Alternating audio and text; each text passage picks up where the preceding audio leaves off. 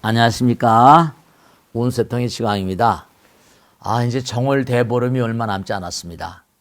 사실 우리는 설날, 구정을 중시하지만 예전에 우리 선조들은 구정, 설날은 대체로 가족적인 거잖아요. 근데 대보름은 이게 이른바 말하면 나라 전체적인 행사였습니다. 정월 대보름이 오히려 구정 때는 이민간 행사지만 대보름 행사는 이건 국가적인 행사였었어요. 그래서 이른바 정월 대보름 날은 이게 뭐냐면 국가적인 행사로 한 해 농사의 대풍을 빌기 위해서 이른바 정월 대보름 날을 뭐라고 하니 귀신날이라고 씁니다. 귀신날. 들어보신 분 많이 계실 거예요. 그래서 논두렁 밭두렁에다 불을 막 놓으면서 귀신을 쫓아내는 그래서 귀신의 어떤 그런 뭔가 머리를 부순다 해가지고 윷놀이 같은 게 그런 겁니다. 윷놀이 같은 거. 정월 대보름날 달집 태우기야, 달집 태우기. 그 달집 태우기는 왜 하는지 아십니까? 달집 태우기는 불을 놓아서 귀신을 쫓아내고 뭔가 한 해 액막이 하는 겁니다.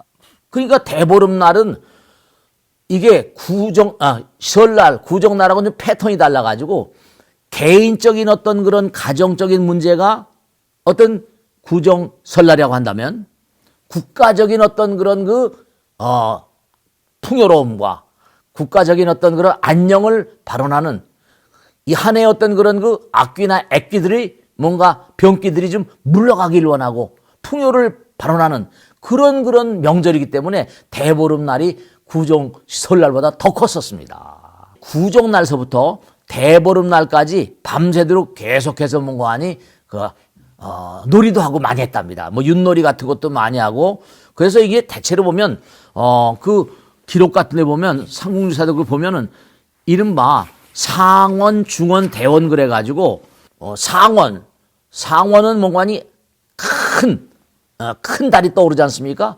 달을 보면서 뭐냐면 달을 보면서 소원을 빌면은 소원을 성취하고 상원을 바로 정월대보름이라고 하고 중원을 뭐라고 그래? 중원은 7월 보름입니다. 7월 대보름. 백중을 바로 그래 중원이라고 그래요. 하원은 10월 보름날입니다. 그래서 상원, 중원, 하원 그래가지고 정월대보름, 그 다음에 7월 대보름, 10월 대보름. 7월 이른바 그래서 이게 다 의미가 있습니다. 상원에는 뭐냐면 1년의 농사의 대풍을 발언하고 그리고 중원에는 백중을 이제 모시고 10월 상달은 뭐라 고살 지내는 겁니다. 상원, 중원, 하원이 다 이게 의미가 있었던 거예요. 근데 또 여기 하나 우리가 꼭 생각할 게 뭐가 있는 거 아니?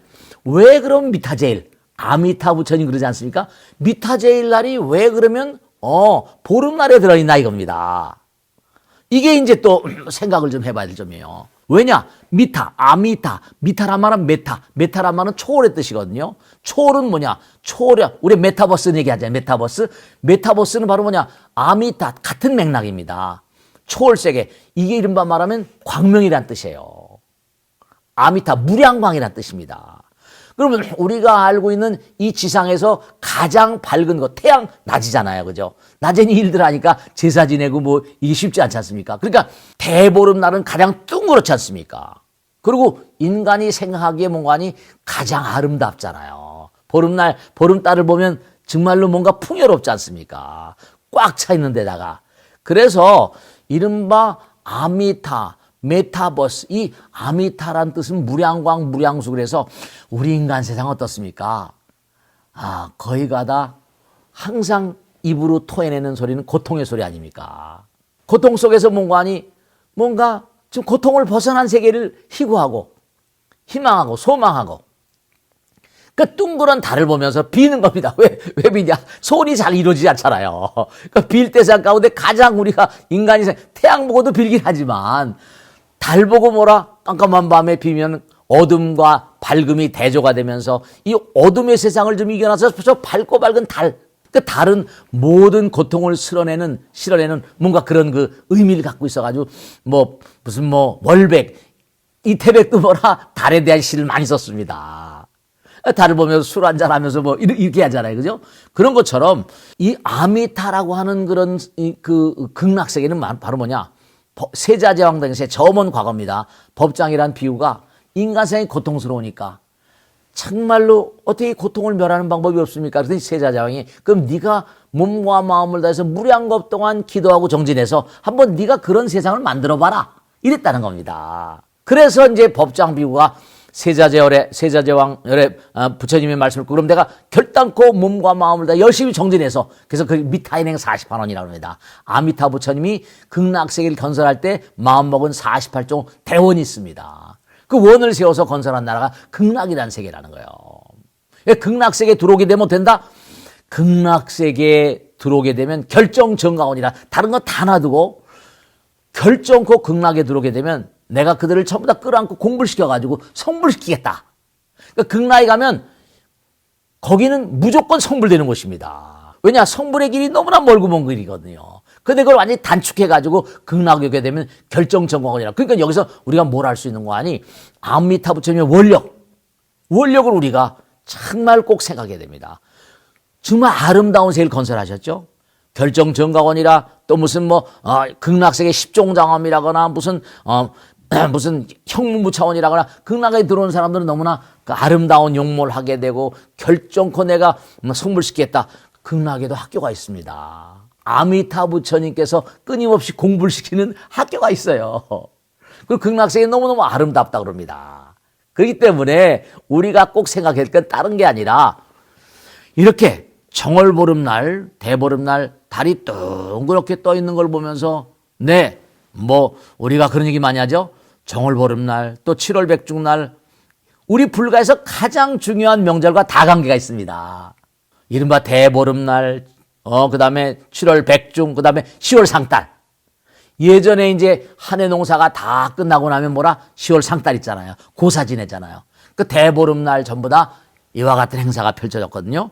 그래서 우리가 삶을 도모하면서 정말 꼭 생각해야 될 게 이른바 아미타란 말은 뭐냐? 정말 무량광, 무량한 광명에서 무량수, 거기 들어가면 정말 수명이 무량하다는 겁니다. 그래서 이른바 말하면 사무량심, 우리가 자비사라고 그러죠?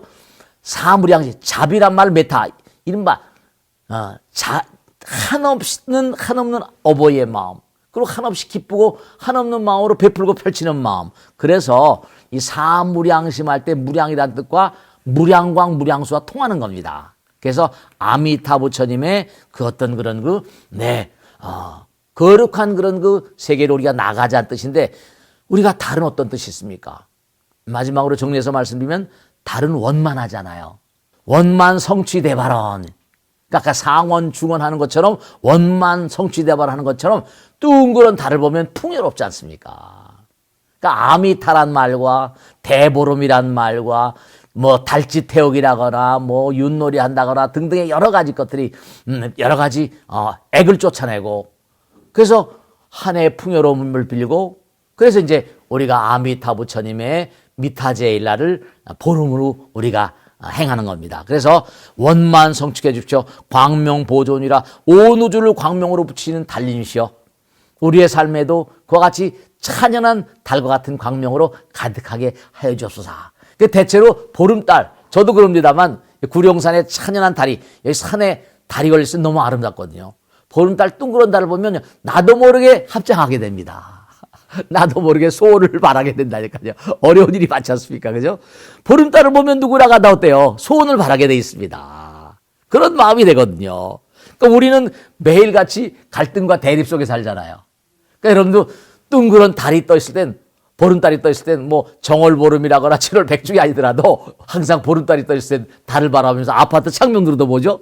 아파트 창문에서라도 좀 빌어보세요. 그러면 소원이 성취될 수 있는 그런 뭔가 마음의 어떤 자세가 될 것이라고 확신됩니다. 그러니까 우리가 다 이게 하나하나가 우리 선조들이 만들어 놓은 어떤 귀중하고도 정말 감사한 어떤 그런 전통 풍속입니다. 그러니까 보름날 미타제일 우리가 기도를 하고 또 정월대보름날 무슨 지신밟기도 하잖아요. 등등 여러 가지 하는 것들이 부럼 그리고 또 이제 하나 마지막으로 말씀드리면 부럼 깨잖아요. 부럼 깨는 게 뭐냐? 또 귀발기술 같은 맛이죠. 그죠? 귀발기술 같은 거. 그 다음에 무슨 용물뜨기라거나 여러 가지 철방이라거나 이런 등등 하는 거 그건 다 뭐냐면 한 해 좀 영양 보충하고 열심히 좀 뛰자. 뭐 이런 뜻도 들어있는 겁니다. 그 옛날에 어렸을 때 부름 깬 그런 기억도 있는데요. 보름에 대해서 말씀이 한두 끝도 없는데 오늘은 이 정도로 해서 대보름 올해 정말로 둥그런 달이 뜨길 기원드리면서 우리가 보름날이 가까워지고 하면 둥그런 달 보면서 많이 비세요. 많이 합장하고 그럼 마음도 맑아지고 소원 성취될 수 있는 길이 열려갈 것으로 확신됩니다. 아시겠죠? 자, 오늘 여기서 모두 줄이도록 하고 꼭 구독, 좋아요 눌러주시면 열심히 정진하겠습니다. 대단히 감사합니다. 고맙습니다. 감사합니다.